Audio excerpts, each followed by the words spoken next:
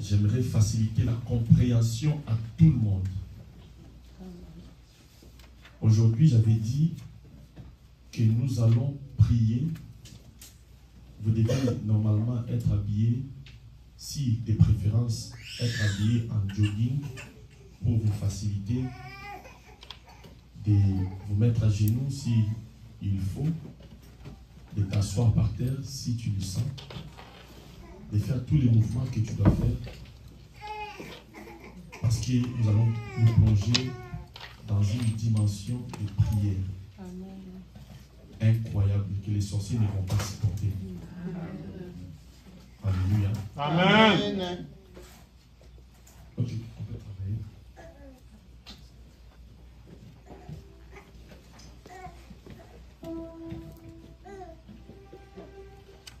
Alléluia. Alléluia. Tu peux chanter?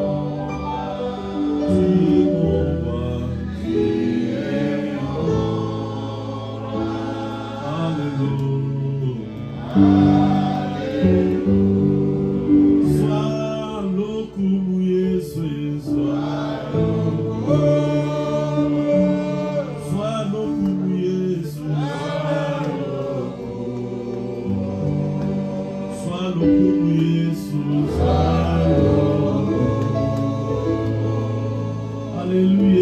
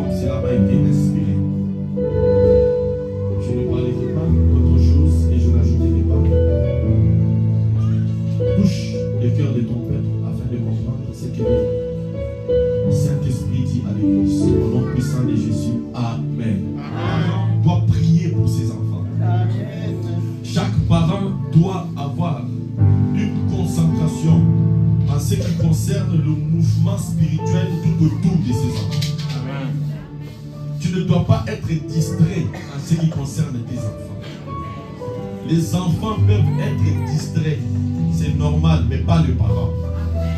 Alléluia. Amen. Lève ta main ensemble avec moi. Répète après moi. Dis Seigneur Jésus. Seigneur Jésus. Je prie pour mes enfants. Je prie pour mes enfants. Je prie pour mes enfants. Je prie pour mes enfants. Je prie pour mes enfants. Je prie pour mes enfants. Je demande la sécurité de mes enfants.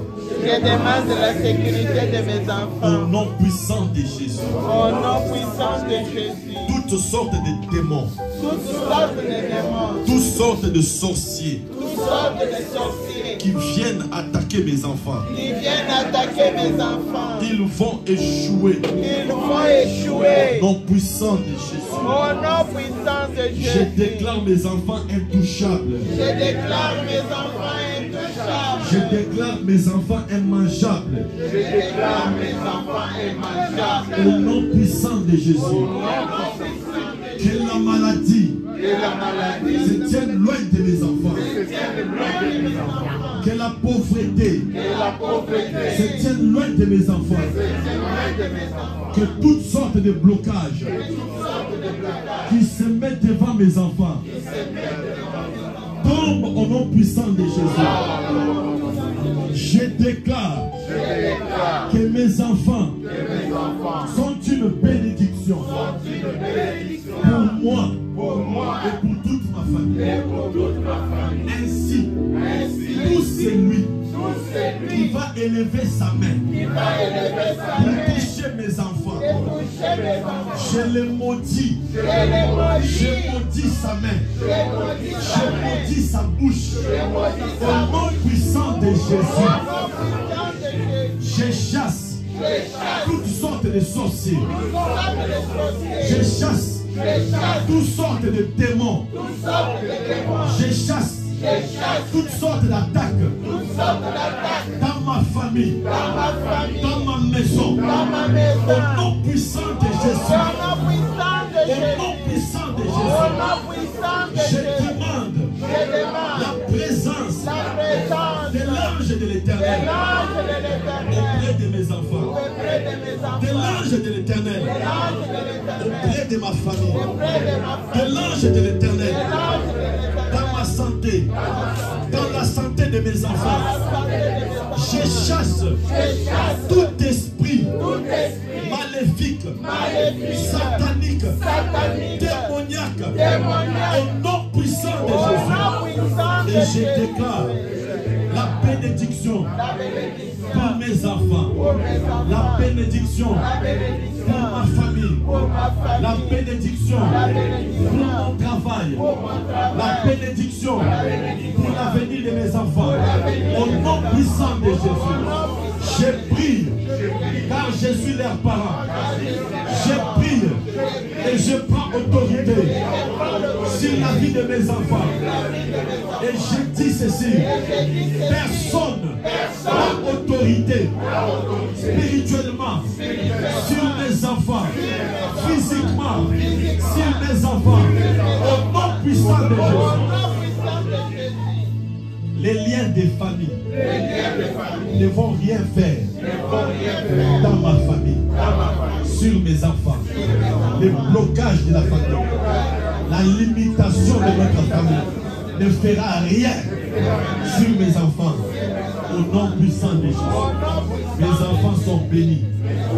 Mes enfants sont élevés. Mes enfants sont importants dans la société. Utile dans la société, une bénédiction pour ma famille. Au nom puissant de Jésus. Amen. Acclame très fort.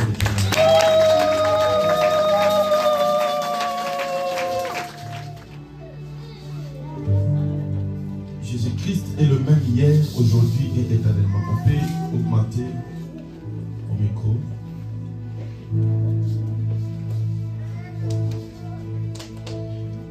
Jésus-Christ est le même hier, aujourd'hui et éternellement.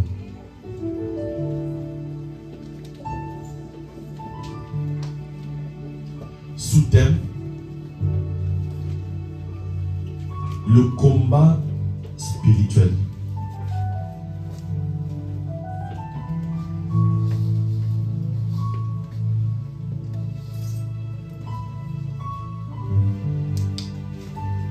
Le combat spirituel.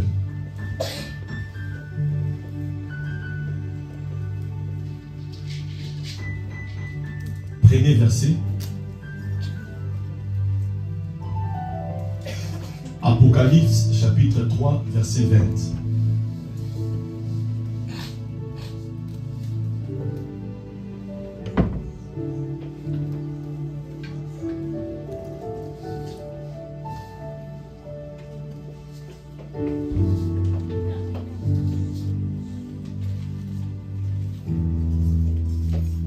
Beaucoup de chrétiens souffrent aujourd'hui par manque de connaissances.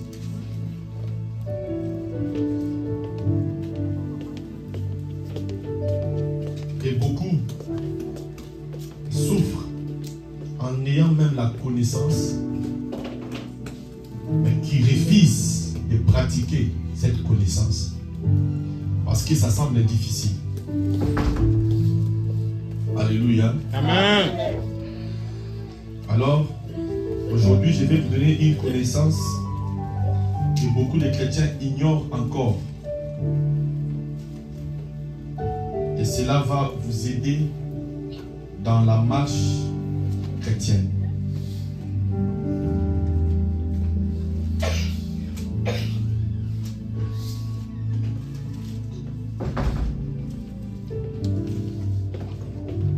Apocalypse 3, verset 20. Nous lisons. Voici, je me tiens à la porte et je frappe.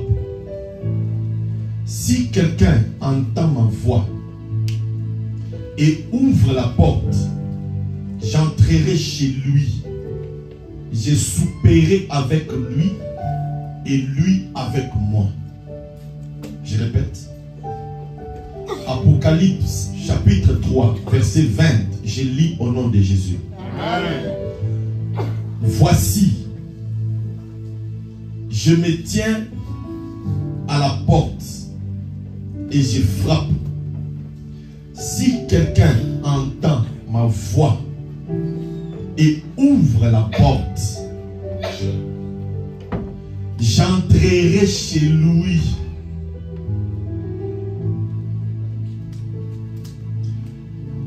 Je souperai avec lui et lui avec moi. Ce verset cache beaucoup de secrets. Ce verset cache une révélation qui aujourd'hui est à la base de beaucoup de souffrances, beaucoup de malheurs dans la vie des chrétiens. Alléluia. Amen. La première des choses que vous devez comprendre est que le diable n'a rien créé. Est-ce que nous sommes d'accord? Même les démons, c'est Dieu qui les a créés. Le diable n'a rien créé. Les démons étaient autrefois des anges. Alléluia. Amen. Les démons étaient autrefois des anges que le diable a envoûtés pour qu'ils puissent devenir des démons. Le diable lui-même était un ange. Ça, c'est la première loi que tu dois comprendre. Écris ça. Première loi. Le diable n'a rien créé. C'est Dieu qui a tout créé. Le diable n'a rien créé. Le diable n'a rien créé. Alléluia. Amen. Le diable n'a rien créé. Même l'argent que tu cherches, le diable ne l'a pas créé. C'est Dieu qui a créé la richesse. C'est pourquoi la Bible déclare: l'or et l'argent appartiennent à l'Éternel. J'ai toujours dit, le chrétien aujourd'hui a besoin d'être très riche pour supporter ses besoins et même le besoin des lèvres de Dieu. Alléluia. Amen. Alors que Dieu puisse faire de toi un chrétien très riche. Amen. Je croyais que tu allais dire Amen. Amen. Le diable n'a rien créé. Parfois, nous devons enseigner en silence. Parfois, nous devons enseigner comme ceci. On écrit pour qu'après que l'on puisse retenir cet enseignement-là. Et que cet enseignement reste dans nos têtes.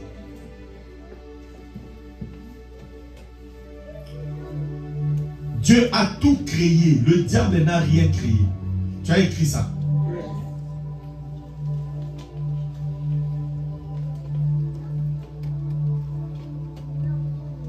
Deuxième point. Dieu a créé les choses visibles et les invisibles. Dieu a créé les choses visibles et les invisibles.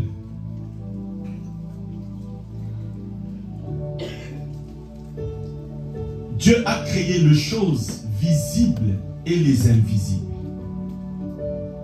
Troisième point, Dieu a créé les matériels et les spirituels. Dieu a créé le matériel et les spirituels.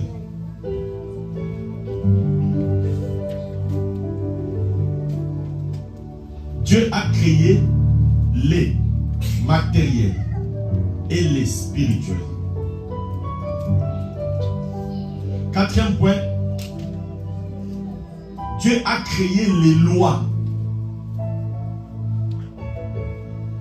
naturelles et les lois spirituelles.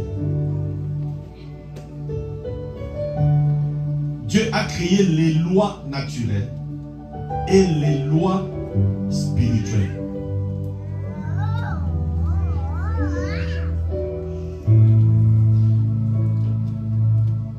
Dieu a créé les lois naturelles et les lois spirituelles.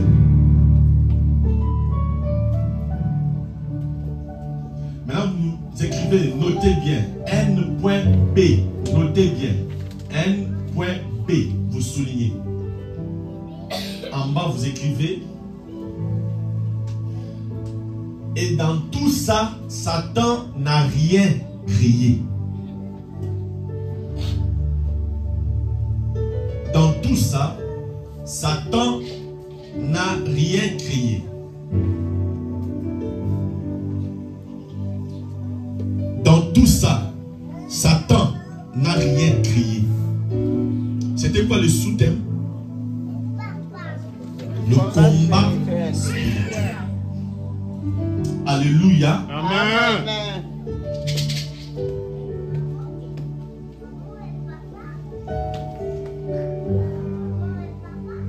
Vous écrivez avec cette connaissance.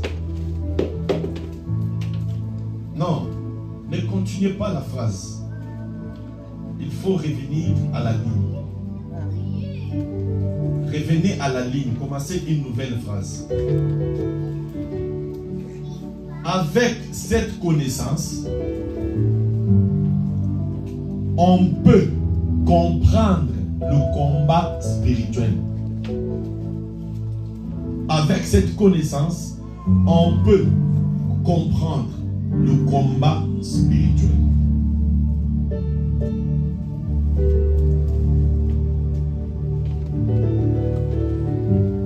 Avec cette connaissance, on peut comprendre le combat spirituel.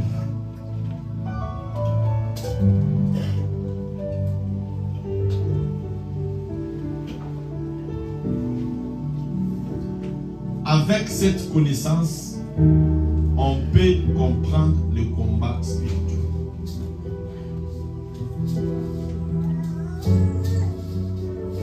À la ligne, dans le combat spirituel, il y a deux mots. Dans le combat spirituel, il y a deux mots. Un, le mot combat.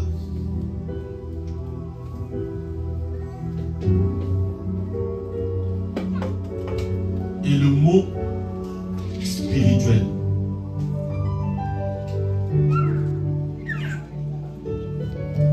Le mot combat et le mot spirituel.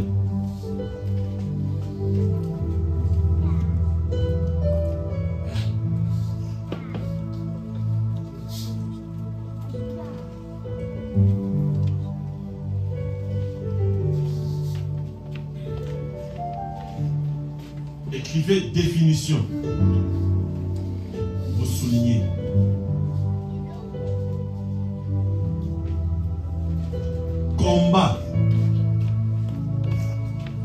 Définition, vous soulignez en bas, vous écrivez combat, 2 points.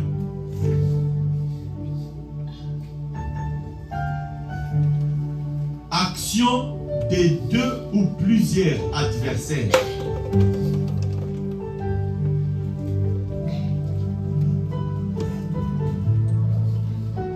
Action des 2 ou plusieurs adversaires qui se battent. Combat.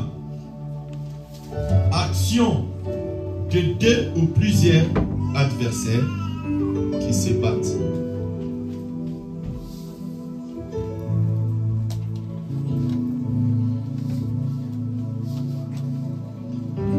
Écrivez un peu vite pour que nous puissions gagner le temps.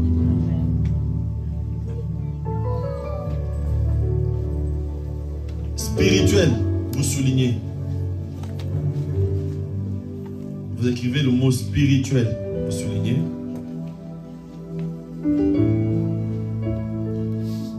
Ce qui est de l'ordre de l'esprit.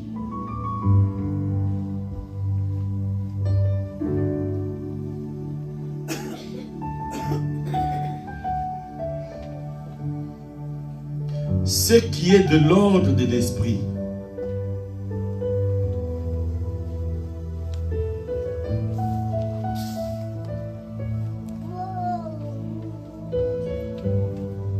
Combat, on a dit action de 2 ou plusieurs adversaires qui se battent. Et spirituel, on a dit tout ce qui est de l'ordre de l'esprit. Tout ce qui est de l'ordre de l'esprit. Amen. Amen. Écrivez en bas. En mélangeant les 2 définitions, nous pouvons comprendre, en mélangeant les 2 définitions, nous pouvons comprendre ce que veut dire le combat spirituel.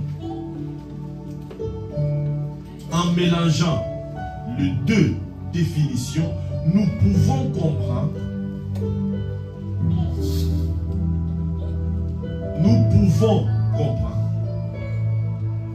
ce qui veut dire les combats spirituels.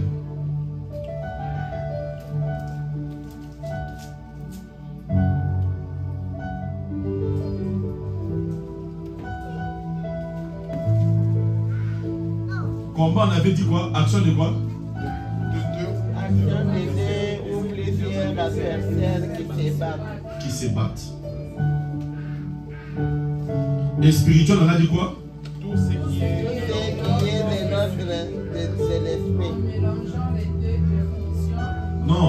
Non. tout ce qui est de l'ordre de l'esprit. Tout ce qui est de l'ordre de l'esprit. La phrase en mélangeant les 2 définitions, c'est une autre phrase.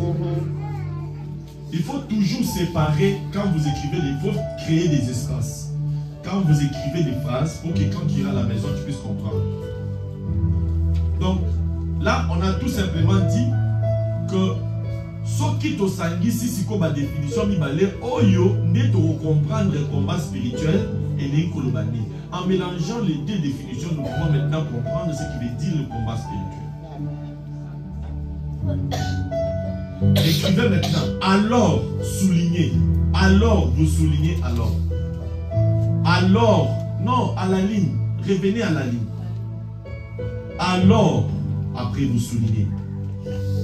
En bas, vous écrivez. En bas de alors. Vous écrivez alors, vous soulignez. En bas de alors, vous écrivez le combat spirituel veut clairement dire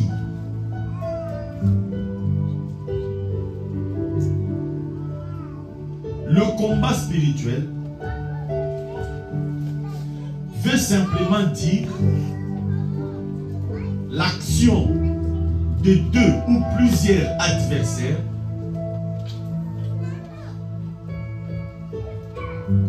l'action de 2 ou plusieurs adversaires qui se battent selon l'ordre de l'esprit. L'action de deux ou plusieurs adversaires qui se battent selon l'ordre de l'esprit.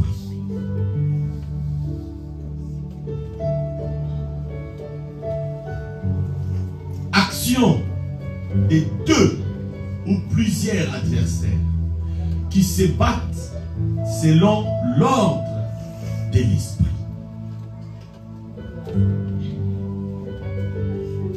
Qui se battent selon l'ordre de l'esprit. C'est là le problème. C'est là où la souffrance a commencé. C'est pourquoi dans l'église, nous devons avoir des enseignants. C'est là où le problème a commencé. Se battre selon l'ordre de l'esprit. Le combat spirituel. Parce que vous savez, chez le Congolais,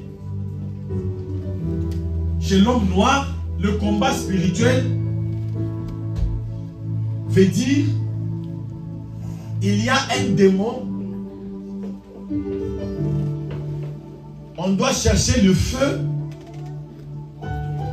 On doit claquer le main. On doit crier plus fort.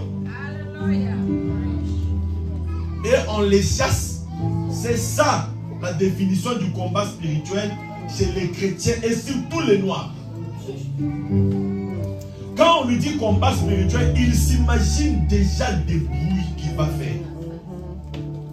Il s'imagine déjà qu'il va claquer, qu'il va sauter. Quand on lui dit combat spirituel, il sent qu'aujourd'hui, fight, we gonna fight. They gonna feel me. You looking for trouble. You they see trouble. And they fire you. And they chase you away. Et surtout les Nigériens. By force, by fire. Come on fire, come on fire. Chase you, cast you away. Et tu lui poses la question, tu fais quoi? Il te dit, j'ai fait le combat spirituel. Si tu ne comprends pas ces messages, mon voyage sera pour rien.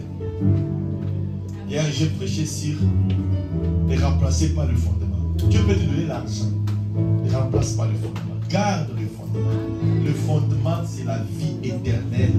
Nous nous croyons en Christ afin que quiconque croit en lui, tu vois, afin que quiconque croit en lui, c'est ça le fondement, ne périsse point. On croit en lui pour ça.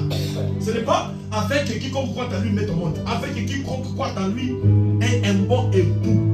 Afin que quiconque croit en lui aille au Canada, aux États-Unis. Non! Afin que quiconque croit en lui ait des millions.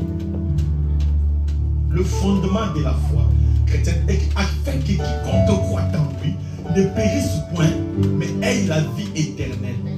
C'est ça le fondement. Parce que beaucoup de chrétiens ont changé le fondement de la foi en Christ. Et aujourd'hui, comme il a changé ça par avoir les enfants, un jour, quand son enfant va mourir, il abandonne Christ. Comme il a changé ça par la bonne santé, un jour, quand il va attraper une maladie que lui ne s'est jamais imaginé qu'il va attraper, il abandonne la foi. Moi, j'ai vu un chrétien qui avait perdu son bébé de 5 ans. Il pleurait amèrement. Il disait, papa, Walesa, pour la nuit, pourquoi je dois encore prier? Pourquoi je dois encore prier, Walesa? Regarde ce que Dieu a fait. J'abandonne. Il priait. Et j'avais compris qu'on avait mal enseigné.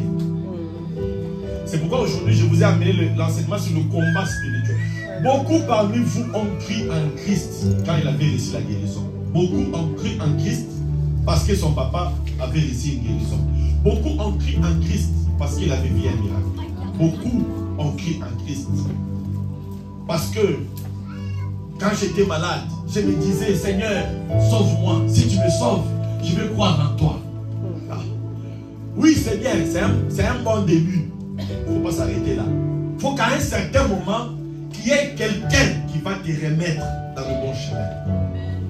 Est-ce que vous comprenez? Amen. Beaucoup ont crié en Christ.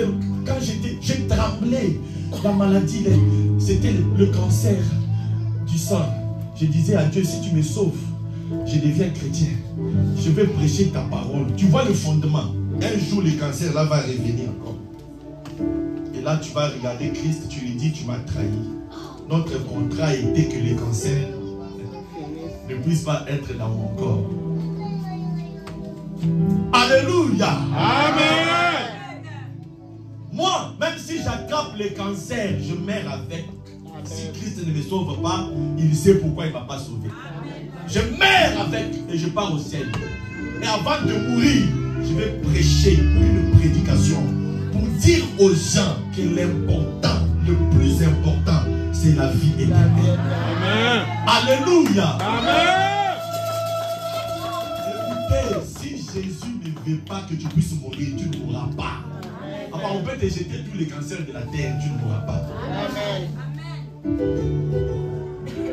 Est-ce qu'il y a des chrétiens qui peuvent mourir?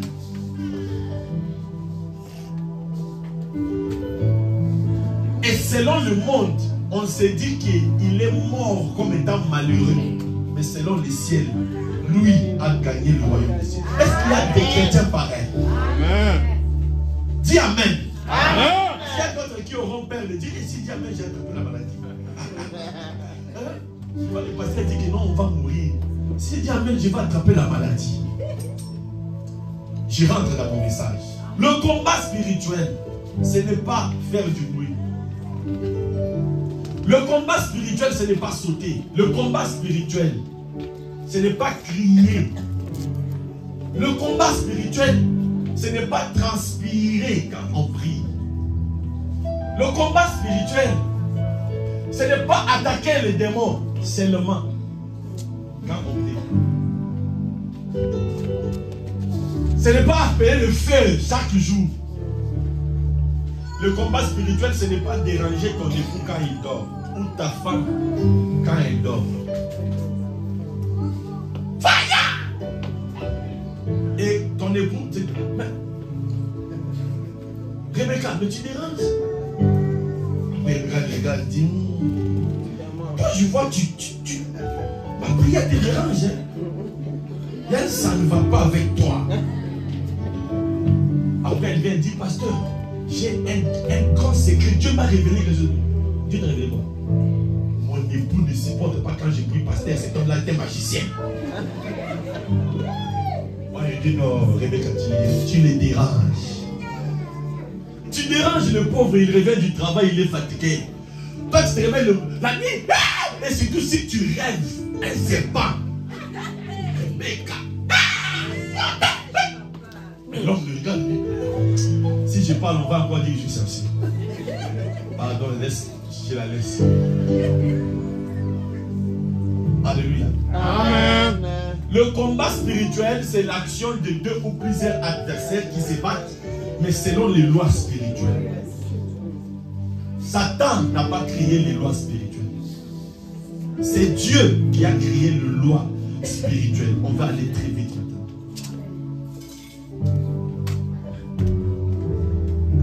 Dans le combat,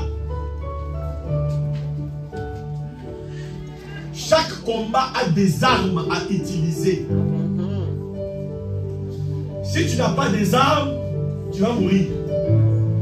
Tu ne peux pas utiliser tes mains pour te battre avec quelqu'un qui a le physique. Tu ne peux pas utiliser les flèches pour te battre avec celui qui a des chars de combat. Le football est un combat, mais en tapant le ballon avec ses pieds. Le basket est un combat, mais en rebondissant le ballon avec ses mains.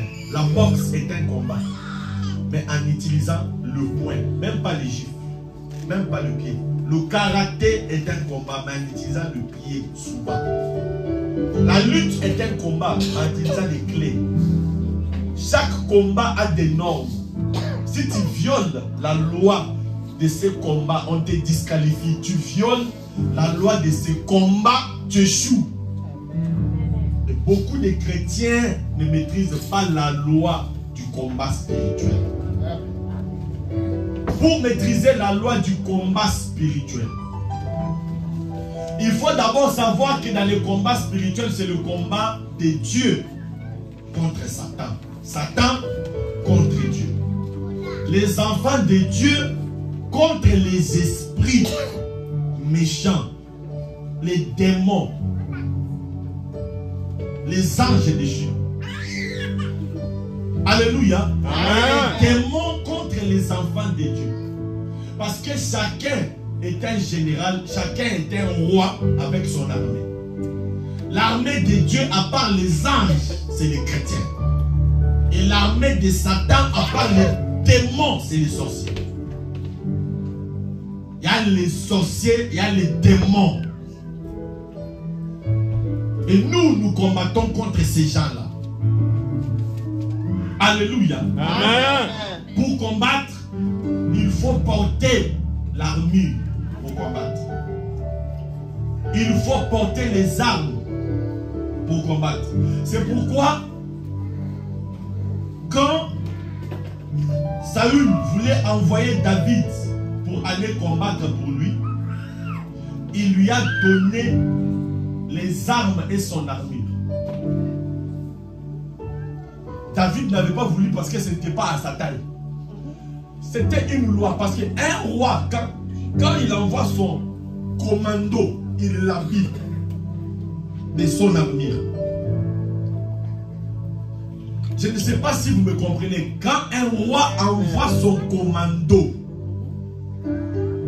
quand un roi te choisit pour t'envoyer comme étant son commando, dans les temps anciens, il te donne son ami. Parce que dans les temps anciens, on pouvait se dire, au lieu de se battre et s'entretuer, sortez un seul guerrier dans chaque camp. C'est lui qui gagne. Il remporte la victoire pour tout le monde. Maintenant, quand le roi t'envoie pour les représenter et tout le peuple, il te donne aussi ses armures, son arme. Pourquoi? Parce que tu le représentes. Pour que tu puisses gagner, il te donne l'armure la plus chère, la plus utile, l'épée, le plus tranchant. Il te donne. Et là, nous allons écrire Ephésiens 6, 11 à 18.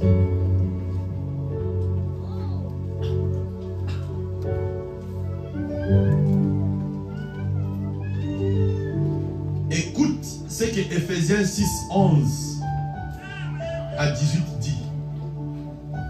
Ephésiens 6, 11 jusqu'à 18. Je commence par le 11e verset, je lis au nom de Jésus.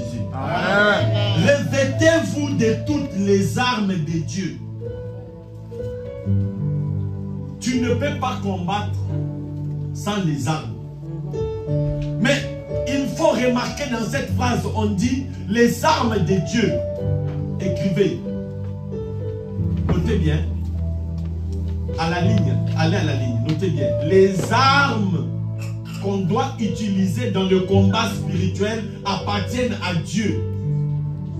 On dit revêtez-vous de toutes les armes de Dieu. Afin de pouvoir tenir ferme. Pourquoi? Pourquoi il faut utiliser les armes de Dieu? Pourquoi il ne faut pas utiliser tes armes? Lisez le verset 12. Le verset 12 dit quoi? Le verset 12 dit ceci. Car nous n'avons pas à lutter contre la chair et le sang. Ce n'est pas le combat physique. Car nous n'avons pas à lutter contre la chair et le sang, mais contre les dominations, contre les autorités, contre les princes de ce monde, des ténèbres, contre les esprits méchants dans les lieux célestes. Tu ne peux pas lutter avec tes armes. Tu ne peux pas lutter selon ton idée. Tu ne peux pas te lutter en te créant les idées. Tu ne peux pas lutter avec tes idées. Qui a inventé l'idée de seulement jeter le feu? Le feu est une arme. Mais le feu n'est pas l'armure. Est une seule arme. Maintenant, regardez. Verset 12, 11, on dit ceci. Revêtez-vous de toutes les armes, c'est au pluriel. Mais le fait, c'est une arme. Mais toutes les armes, il faut encercler le verset 12 et le verset 11. C'est très important. Revêtez-vous de toutes les armes, c'est au pluriel. Mais le fait est une seule arme. Le feu, ce n'est pas toutes les armes. Les armes de Dieu afin de tenir ferme contre les ruses. Les ruses, c'est au pluriel. Il y a beaucoup de ruses. Il y a beaucoup de sortes d'attaques du diable. Alléluia. Amen. Prenez arme.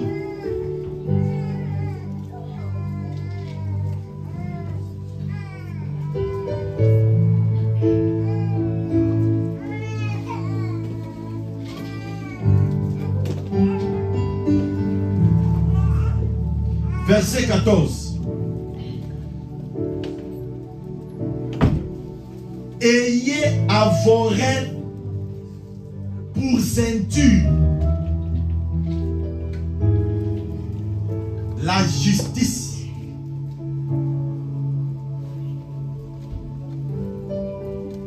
Première arme, c'est la justice.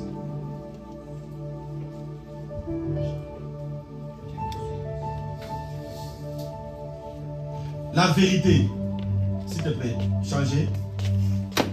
Tenez donc ferme, ayez à vos reins la vérité pour ceinture. Première arme, c'est la vérité. Quand on prêche ce genre de message, beaucoup ne sont pas dans la joie. Mais si tu manques ça, tu vas mourir. Et quand tu vas mourir, tu seras seul. Ayez pour ceinture la vérité. C'est le premier arme. Ce n'est pas encore le feu. Maman, ce n'est pas encore le feu. Ce n'est pas encore claquer les mains, sauter. Ce n'est pas encore tourner par terre. Non, la vérité, c'est le premier arme. Pour ceinture la vérité. Tu sais, quand on parle ici, on prend l'exemple du soldat romain ou les soldats antiques, les soldats anciens. Là où il y avait la ceinture, c'est là où ils accrochaient leur épée. Leur épée était dans des sortes de pochettes, dans des étuis, je ne sais pas comment est-ce qu'on parle. Et ils accrochaient ça ici, à la ceinture. Donc, cela veut dire, si tu n'as pas la ceinture, tu ne sais même pas où accrocher l'épée. Même pour attaquer, si tu n'as pas la ceinture, tu ne sais pas où accrocher. Ton épée va tomber. Si tu fais tomber ta ceinture, tu fais tomber aussi l'épée. Parce que l'épée est accrochée là. Maintenant, la vérité. C'est une arme. Tu te bats avec. La vérité est une arme très forte à utiliser plus que le feu. Parce que le feu, tu te réveilles, tu dis, qui t'a dit qu'en disant ça, il y a le feu qui sort de toi. Parce que le feu là est déjà tombé avec le mensonge. Puisque l'épée, c'est la parole. Amen. Et tu verras que quand on va descendre, l'épée est représentée comme étant la parole de Dieu. Mais la parole de Dieu est une vérité. La parole de Dieu n'est pas un mensonge. La Bible déclare Jésus est la parole de Dieu. Et quand Jésus vient, il dit, je suis le chemin, la vie et la vérité. Je suis le chemin, la vie. Alléluia. Amen. Il est la vérité. Donc, un chrétien qui a le mensonge ne peut pas combattre selon les lois spirituelles. Amen. C'est un faible spirituellement. C'est un homme inoffensif. C'est un homme qu'on peut posséder par les démons n'importe quand. C'est pourquoi tu es chrétien et on te possède par les démons. Tu ne comprends pas comment est-ce qu'un homme qui a le Saint-Esprit peut avoir des démons. Hein? Quand tu as le Saint-Esprit, on te pose les mains. trouves ça comme si c'est bien. Après, il y a une autre chrétienne qui va dire, mais moi, je n'ai pas... Pourquoi je ne tombe pas? Pourquoi les démons ne parlent pas sur moi? Donc toi, les démons doivent parler sur toi.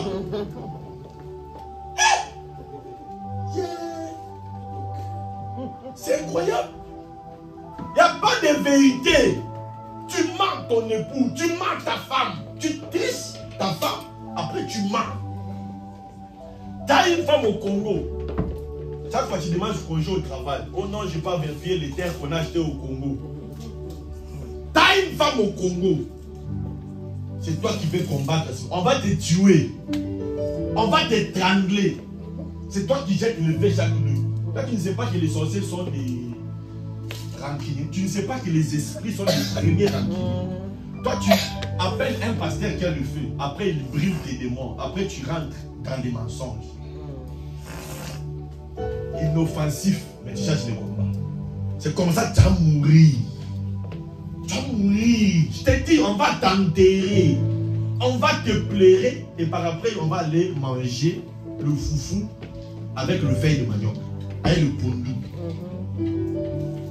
Tu vois qu'on va stopper de manger à cause de toi. On va manger. Si tu ne changes pas,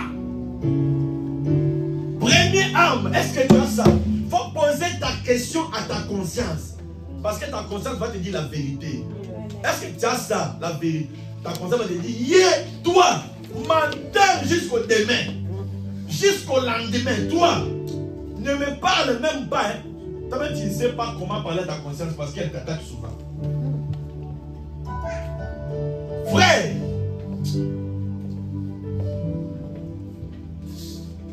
mais ton élève ta main.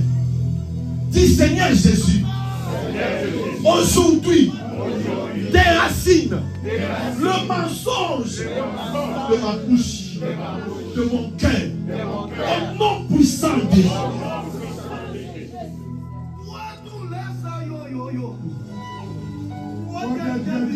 Dis Seigneur Jésus, j'ai besoin d'avoir la vérité comme arme, comme ceinture. Dis Seigneur Jésus, je ne saurais pas me séparer du mensonge seul.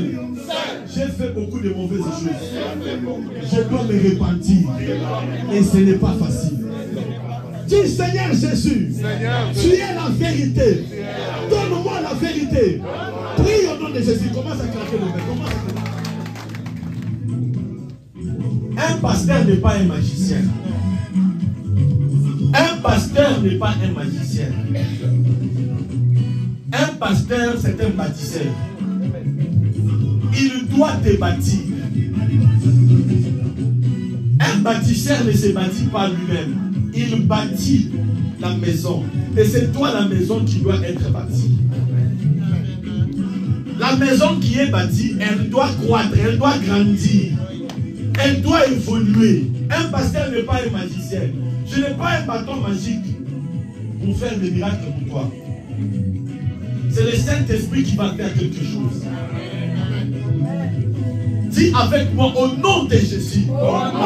Je chasse le mensonge de ma bouche, de mon cœur. Au nom de Jésus. Sors, sors, sors, sors, sors, sors, sors, sors, sors, sors. Au nom de Jésus. Ayez à vos reins la vérité pour ceinture.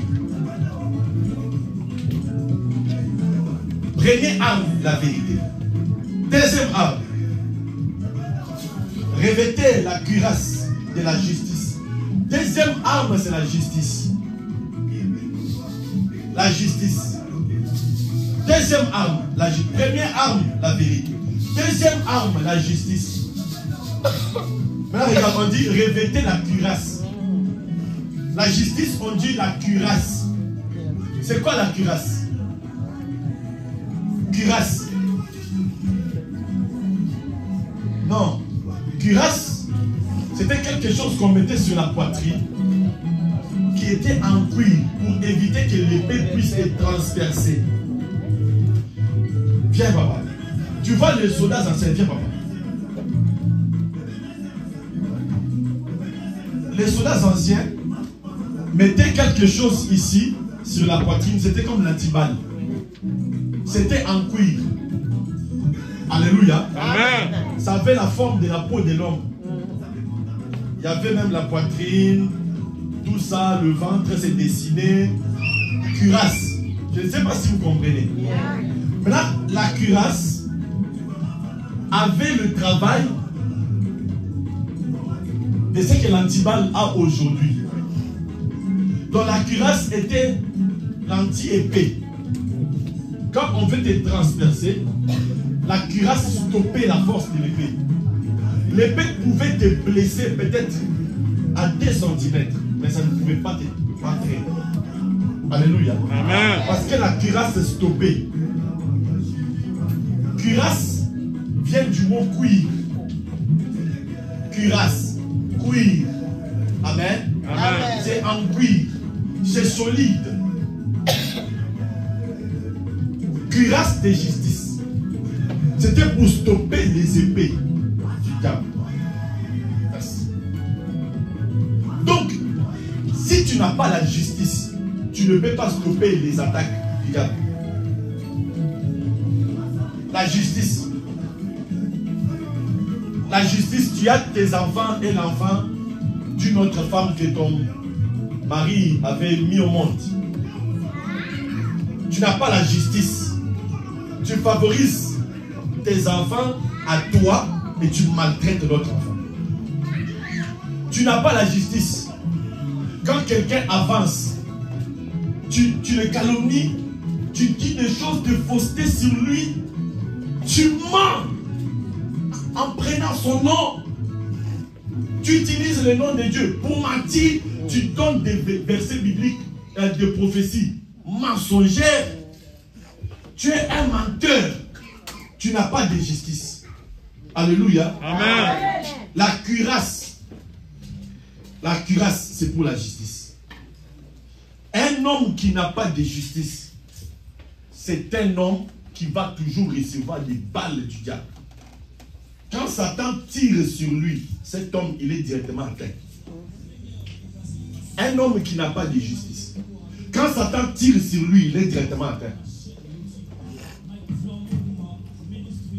Un homme qui n'a pas, tu n'as pas de justice, quand on tire sur toi, tu es directement atteint. Tu n'as pas de justice. On peut lancer le massue, ça t'attrape.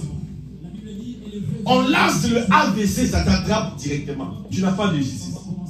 Parce que tu n'as pas le cuirasse. Le cuirasse, c'est comme l'antiballe. Cuirasse de justice. Parce que chaque phrase est significative. On dit, ayez la justice comme cuirasse. On te lance la pauvreté, ça t'attrape. Il faut vérifier la justice. Écoute, si le sorcier te lance quelque chose, ça t'attrape. Il faut vérifier la justice. Il ne faut pas vérifier le fait, il faut vérifier la justice. Quand on te lance, on te bloque, souvent la nuit, il faut vérifier la justice. Et parfois tu peux te dire, ah, moi je ne trompe pas, je fais du mal à personne. Prie pour que Dieu puisse te montrer là où tu es juste.